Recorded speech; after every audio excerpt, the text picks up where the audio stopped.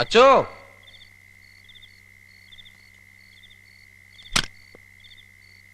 അയ്യോ അയ്യോ, കള്ളൻ! കള്ളനോ? നിന്റെ അച്ഛനാ? എന്റെ അച്ഛന് പറഞ്ഞോണ്ടല്ലോ അടിച്ചു ഷേപ്പിട്ടുള്ള പട്ടി. കൃഷ്ണകുട്ടി മേനോനാണെന്ന് നിന്റെ അച്ഛൻ. അച്ഛനോ? അച്ഛനെങ്ങനെ കരിഞ്ഞു പോയേ? അടുക്കളയിൽ ഗ്യാസ് വല്ലതും ലീക്കായോ? ഞാൻ ഒന്ന് ഡൈ ചെയ്യാൻ നോക്കിയതാ. ഡൈ ചെയ്യാനോ? അച്ഛൻ ഇപ്പൊ ചാവാൻ മാത്രം ഇവിടെ എന്ത് പ്രശ്നം ഉണ്ടായേ? ആ ഡൈ അല്ലടാ, ഒന്ന് കറപ്പിച്ചതാ. ഓ അതെ, ഒന്ന് നിന്നേ. എന്താ പെട്ടെന്ന് ഒരു കറപ്പിക്കല്?